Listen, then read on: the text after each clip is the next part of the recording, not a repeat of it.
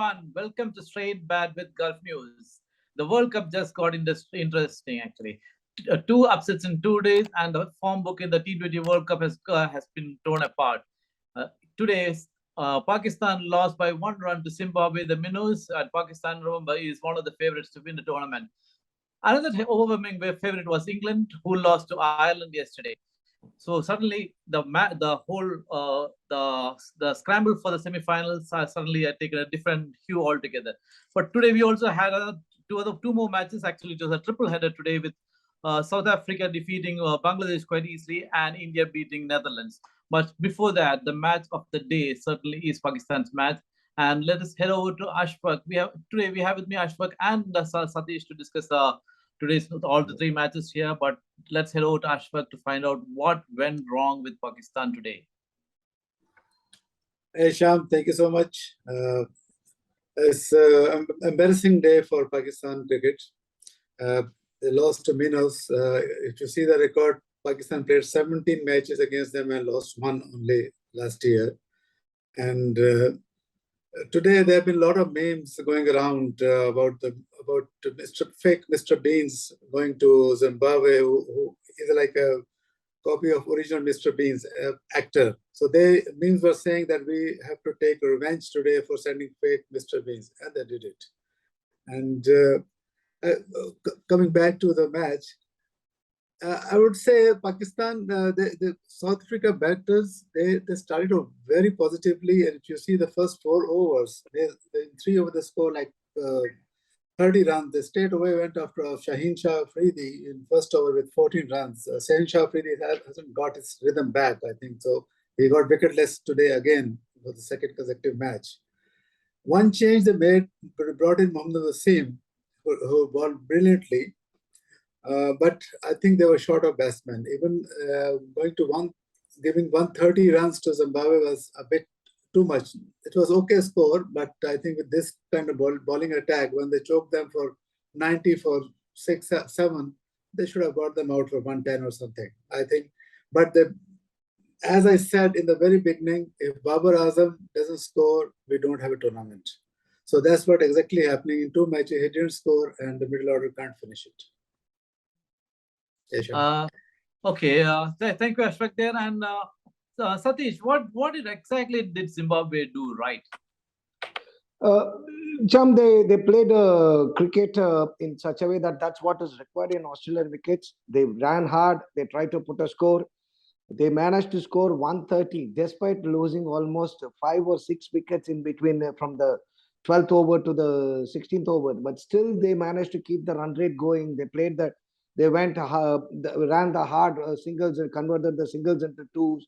They ran hard. They did all the basics right to go up to 130, which was probably a good fighting total. But where they managed to get even better was getting the 2 wickets of Babar Azam and Mohammad Rizwan. If you take those 2 wickets, I think by and large you have taken out 50% of Pakistan's batting out, going by the record what happened in the last 1 year. I think they understood that, and then they bowled at the right areas. If you look at how they bowled to Babar Azam, where he was not very comfortable, so they kept him there and got his wicket. Rizwan's was a very chancy wicket, but still, I think they really played their heart out, and then they did their homework right. And from the word go, they were very positive in their approach. That's the key. Like as Ashfaq said, they started hitting Shaheen Shah Afridi for 14 runs in the first over. So I think that must have been given a little shock to Pakistan, where by the time they came in, the 6-over power play was quite good for them. They scored some 45, 50 runs. It was a pretty good score considering the brilliant Pakistan bowling attack. Probably that's the best in the world. Still, they managed to get those, and that gave them the momentum to reach where they are. Otherwise, they would have probably finished at 120 or 110 at the end of the 20 overs. Ashwat, you said if Babar Azam scores, Pakistan will win. But isn't it too much to expect Babar Azam to score every single time? There are 11 other players in the team, which means at least another 5 specialist batsmen there. They should be chipping in as well, isn't it? Absolutely, Sham, man. It should be the case, but it's not happening. Look today what happened.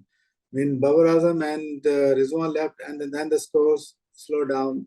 In 50 overs, they scored like, in 10 overs, they scored like 54 runs. Shan Masood and the other guy, Shadab was there. Shadab Iftikhar also got out very early today. And then they didn't keep the run rate. They were always they were below the run rate. They're senior batsmen. They're good enough, and they know we don't have better batsmen behind. They should keep up with the run rate. They should check the run rate. Why did they leave like 30 runs in the last 3 overs when on one side two bowlers are basically batting. One is Nawaz all-rounder and Mohammad Naseem are batting. So it was too much for them on such a big wicket. You can't hit sixes on that wicket. So and the Zimbabwe player, they really played their heart out. Look at the fielding. They didn't drop catches. The stumping for Shan Masood, stumping by like it was extraordinary work of gloves. I mean, that turned around the match. And then look at Pakistan's fielding. Heatherly dropped 2 catches, and then Iftikhar dropped the catches. They were slow in running. Zimbabwe player took a lot of 3 runs also. I mean, it all counts. I think they took it easy on Zimbabwe, and they had to pay. Ashwak, I have one doubt, one question to ask. Sorry to interrupt, Sham. No problem. Go ahead. The Mohammad Nawaz is basically a bowling all-rounder. You take a bowling all-rounder in the team, and he has not bowled a single ball. He's not a bowler in a single ball. Yeah, absolutely. So team selection why do you need to take a bowler in that case? So he could have taken a batsman, isn't it? Where the middle is already struggling.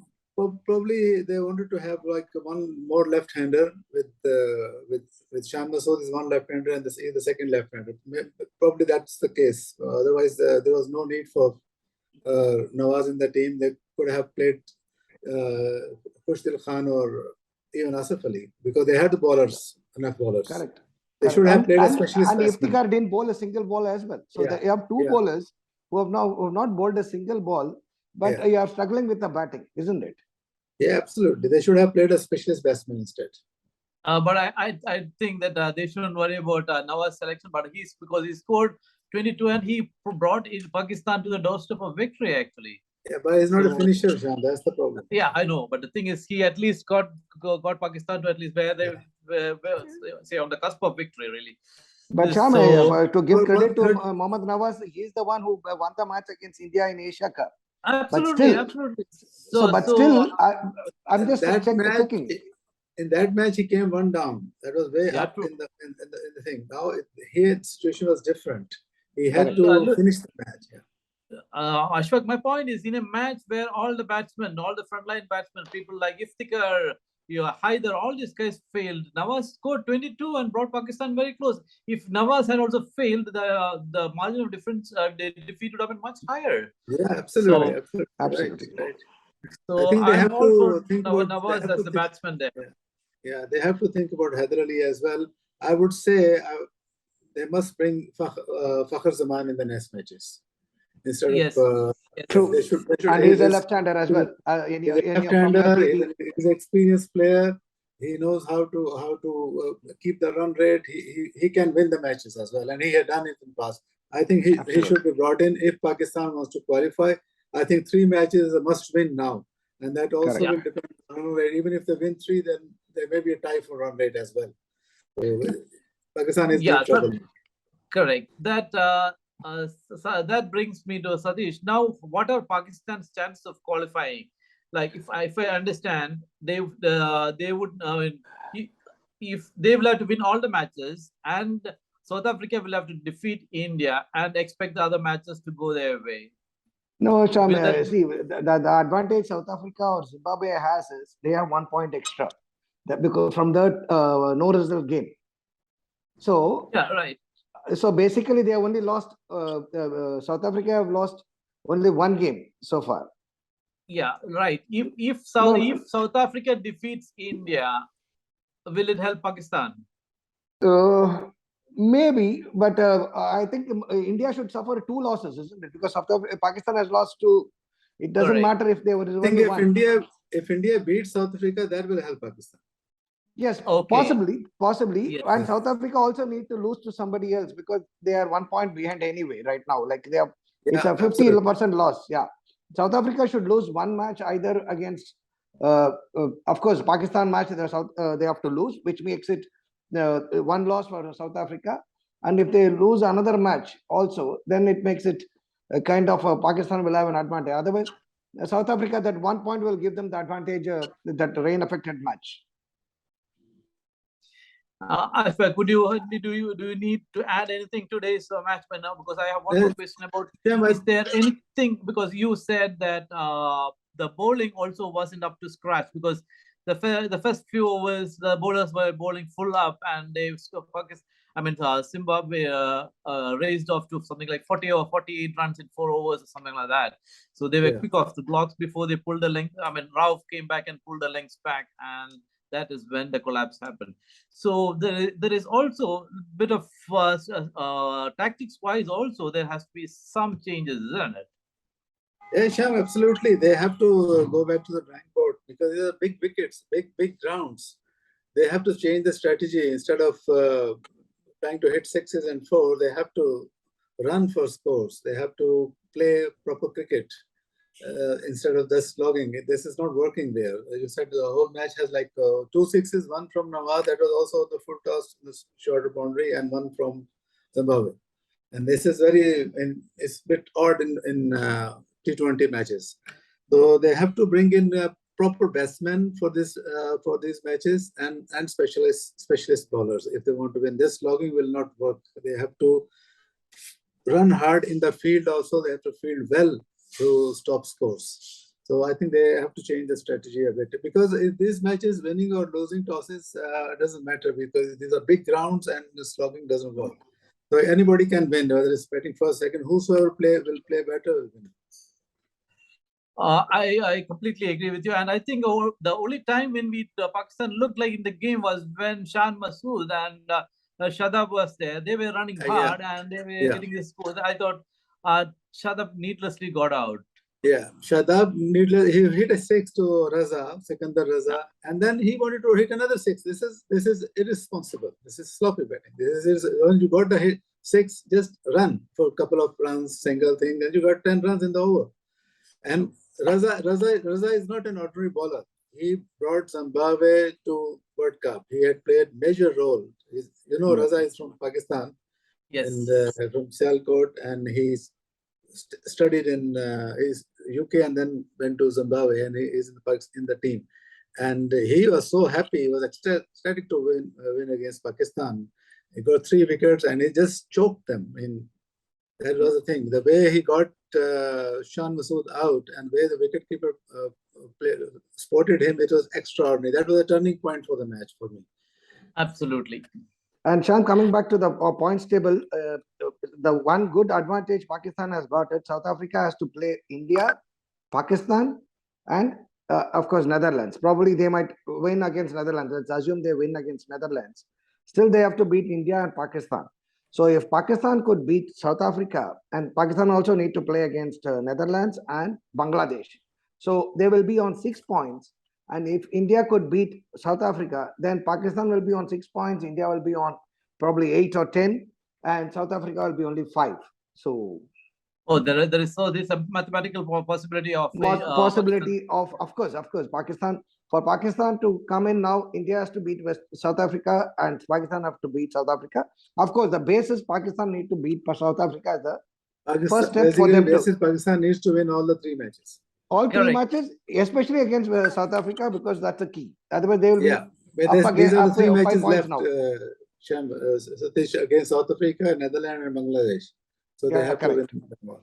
All 3. That's correct. True.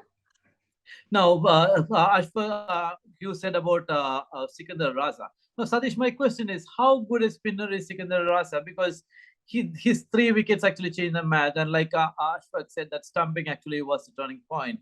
And also, Sikandar Raza was singularly responsible for bringing Zimbabwe to the World Cup. Tell us more about his as a spinner from what we saw today.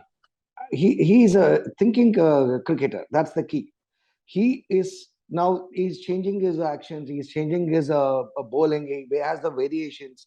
He plays on He the bowls exactly like Sunil Narine, isn't it? absolutely, absolutely. I think earlier he was not bowling. He didn't have this action. I think he modified his action somewhere in between, and he has developed all these variations from that. And believe me, this year is one of the top three scorers in the world in T20s and 50 overs. He single-handedly helped. Almost 3,000 runs he has. Yeah, Wow. he has single-handedly led Zimbabwe to like victory against Bangladesh. He was ruthless in that. He's been in tremendous form this year, and that has rubbed off on his bowling, where he believes that he will be able to deliver. And generally, if you are confident in cricket, you perform well. So he was confident of doing well, and he played on the minds of the batters, and he was not getting the wickets in between, but the opening he got when Shadab Khan gave him the wicket, he literally, like made the door open ajar, and then he went through that. That's a hallmark of a champion cricketer, and he has been one of the best this year in the World Cricket Cup. Okay, now quickly let's go through the rest of the matches.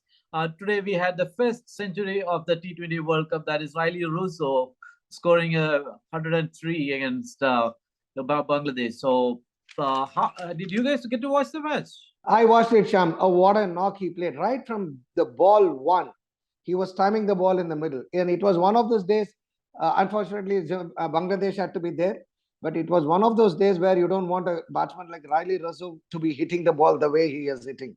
Even a gentle sweep was clearing the field comfortably over the in a ground like Sydney, which means he had the power, of course, but the timing, he was timing some sublime. He was hitting the sweet spot so well, and thankfully he made it count. Generally, what happens is when you are in such a form, you play more go shots more too often, and then get out somewhere in between. But I think today, being the left-handers day, both AB, Quinton de Kock and Riley Rizzo literally tormented the Bangladesh attack, and he was hitting with ease. And what a knock he played! Brilliant he was. Actually, I hope he continues to play this way every game, than once in a while, because then it makes South Africa even more a stronger team. Yes, that is.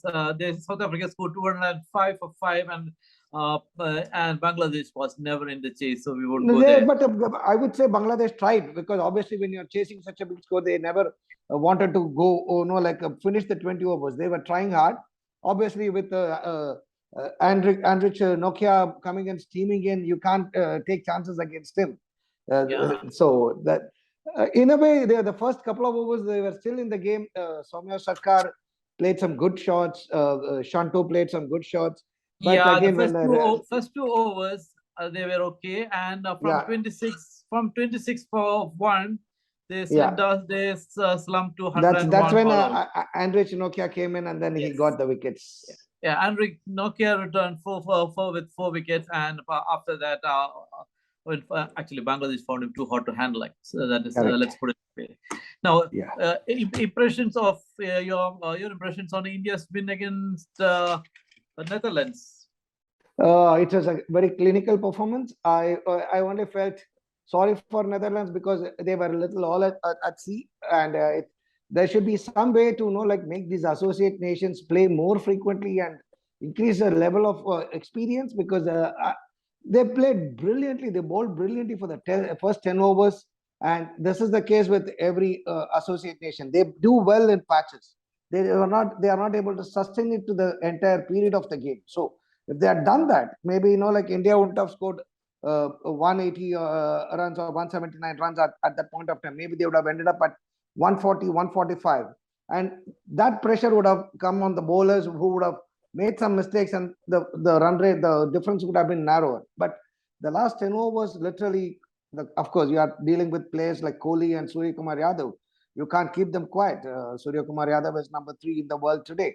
So they took the match away from Netherlands. But credit to Netherlands for the way they played, and there are some two good, nice talents in Tim Pringle and the leg spinner. I think his name is Ahmad Riaz Ahmed. I think, if I remember right. Shariz Ahmed, correct. Yeah, he bowled only 1 over. Strangely, Exactly. He bowled 1 over, giving 5 runs against these batters, and then he was not given the bowling. I don't understand the reason behind it. That was bizarre, really. Cook didn't quite understand. No, I think that is the wait for today, and we shall catch up tomorrow. And this is been a Big game, tournament Sham. Big game. It's a do or die for both Australia and England. Yeah, that is the traditional Ashes rivals tomorrow. So we need to catch up tomorrow on that. So before that, let's before the big match, any impressions about the Australia-England match? Yeah, Sham. I think I would go with England because they had one off day, but I'm sure they won't have far too many, and they are a too strong a team. And even that, I think if the rain had not intervened, they would have probably won that. Of course, they would have huffed and puffed towards the victory, but still they would have won. But the way Australia playing, maybe you will support Australia. I will go with England. I know. I like the way you phrased huffed and puffed, but my point is whether you huffed or puff, a victory is a victory, a loss Absolutely, is a loss. England absolutely. lost, simple as that. And England, like Jose Butler said, they were completely outplayed. I mean, I will leave it at that. Ashfaq, tomorrow, who is your pick for the England-Australia match? Shah, my pick is Australia tomorrow. Okay, Why? 2-1. Why, Ashfaq? Why? I think they should win. It's happening on their turf, and I think they will have tremendous support in the stadium as well. And they have the team to win. They can. Matthew Wade has got COVID, Ashfaq. So he's under cloud. And believe me, they don't have a wicket keeper. They have taken the gamble. They might play him because if you know, Ireland's George Doctor played the match when he had COVID. Yeah. And also Adam Samba, when he had COVID, he was still available for selection. Only thing they didn't take a chance with him. Correct. So you never know about Matthew Wade. Let's see. It's 2020. It can be anybody's game. No, but Chan, Australia took this gamble of keeping only one wicket keeper. When the second wicket keeper, Inglis, got injured in a freak golf accident, they replaced him with an all-rounder. So they don't have a spare wicket keeper. They might bank on David Warner to keep wickets if Matthew Wade is not fit. That would be interesting. Anyway, they can't go with a part-time keeper for an important match. Exactly. That's my question. That's my question. They said that we are taking this gamble. And exactly, let's come back to bite them. Oh, that would be very, very interesting. Anyway, let's see how it turns out. My money is on Australia, despite the setback to Matthew Wade. I still think tomorrow is Australia's day, and I hope they win. And let's find out tomorrow. Till then, that's it from us in gulfnews.com. For the latest updates and breaking news, please log on to gulfnews.com and all our social media channels. Till then, till tomorrow, good night from us here. Thank you.